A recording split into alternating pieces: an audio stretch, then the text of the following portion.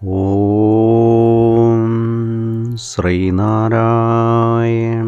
പരമഗുരവേ നമഃ. സുപ്രഭാതം.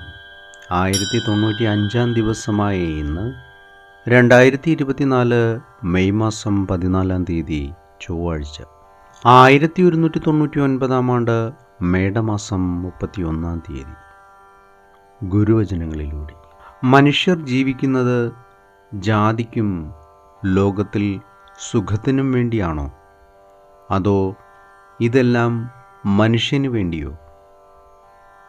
മനുഷ്യർ കെട്ടുപോയാൽ ലോകത്തിൽ സുഖമുണ്ടായിട്ട് എന്തു പ്രയോജനം?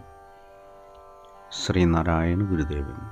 ശ്രീ മങ്ങാട് ബാലചന്ദ്രൻ തയ്യാറാക്കിയ ശ്രീനാരായണ ഗുരുവിൻ്റെ 366 മഹത്തായ ചിന്തകൾ എന്ന പുസ്തകത്തിൽ ജീവിതത്തെ പുതുക്കിക്കൊണ്ടിരിക്കണം എന്ന് വിവരിക്കുന്ന ഭാഗമാണ് ഇന്ന് അവതരിപ്പിക്കുന്നത്. മനുഷ്യർ ജീവിക്കുന്നത് ജാതിക്കും ലോകത്തിൽ സുഖത്തിനും വേണ്ടിയാണോ, അതോ ഇതെല്ലാം മനുഷ്യന് വേണ്ടിയോ? മനുഷ്യർ കെട്ടുപോയാൽ ലോകത്തിൽ സുഖമുണ്ടായിട്ട് എന്തു പ്രയോജനം? വൈക്കം സത്യാഗ്രഹം നടന്ന അവസരത്തിൽ ഒരു ഭക്തനുമായി നടന്ന സംഭാഷണത്തിനിടയിൽ ഗുരുദേവൻ പറഞ്ഞത്, പ്രഭാതം വരുന്നത് ഒരു സുഗന്ധവുമായിട്ടാണ്. ആ സുഗന്ധം കൊണ്ട് പ്രഭാതത്തിന് എന്തെങ്കിലും ഗുണമുണ്ടെന്ന് കരുതാമോ? കരുതേണ്ടതില്ല. എന്തെന്നാൽ പ്രഭാതത്തിൻ്റെ കയ്യിൽ ആ സുഗന്ധത്തെ കൊടുത്തുവിടുന്നത് ഈ ജഗത്തിൻ്റെ നാഥനായ ജനനിയാണ്.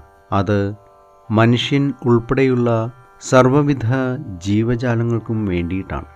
മിഴി തുറന്ന് ചിരി മറയ്ക്കാതെ നിൽക്കുന്ന പൂക്കൾ തേനും സൗരഭ്യവും നിറച്ചു വച്ചിരിക്കുന്നതും മറ്റുള്ളവരുടെ പ്രയോജനത്തിനു വേണ്ടിയിട്ടാണ്. ആ തേൻ നുകരുവാനും സുഗന്ധം ആസ്വദിക്കുവാനും എത്തേണ്ടവർ എത്താതിരുന്നാൽ ആ പൂവിൻ്റെ ജന്മത്തിന് സാഫല്യം ഉണ്ടാവുമോ? ഉണ്ടാവില്ലെന്ന് വേണം കരുതുവാൻ. ഇപ്രകാരം ജഗത് ജനനിയായ പ്രകൃതീശ്വരി കോടാനുകോടി സുഗന്ധങ്ങളും വർണ്ണങ്ങളും രൂപങ്ങളും രുചികളും തേനുകളും തുടങ്ങി എല്ലാ വിഭവങ്ങളും ഒരുക്കി നമുക്ക് തന്നിരിക്കുകയാണ്. എന്നിട്ടും മനുഷ്യന് മാത്രം തീർത്താൽ തീരാത്ത ആർത്തിയും പരാതിയും പരിഭവവുമാണ്. അവൻ തൻ്റെ ജീവിതത്തിൻ്റെ മധുവിനെ കണ്ടെത്താതെ കണ്ടതിനെയെല്ലാം മധുവാക്കി തീർക്കുവാൻ പ്രയത്നിച്ചുകൊണ്ടിരിക്കുന്നു. ഇങ്ങനെ വാസനാമയത്തിൻ്റെ ബലത്തിൽ മനസ്സും ബുദ്ധിയും ഇന്ദ്രിയങ്ങളുമെല്ലാം അടിമപ്പെട്ട് നൈമിഷികമായ സുഖത്തിൽ രമിച്ച് മനുഷ്യൻ അവൻ്റെ ജീവിതത്തെ തന്നെ കെടുത്തിക്കളയുന്നു.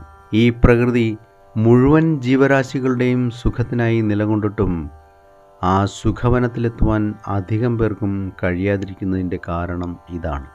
അതിനാൽ കെടാത്ത ഒരു കൈത്തിരിയും നിലയ്ക്കാത്ത ഒരു സുഗന്ധവും കൊണ്ട് എപ്പോഴും ജീവിതത്തെ പുതുക്കിക്കൊണ്ടിരിക്കണം. ഏവർക്കും നന്മ നിറഞ്ഞ ഒരു സുദിനം ആശംസിച്ചുകൊണ്ട് നിർത്തുന്നു. നന്ദി, നമസ്കാരം. ഗുരുധർമ്മം ജയിക്കട്ടെ. ശബ്ദം നൽകിയത് സുജീഷ് മഹേശ്വരി.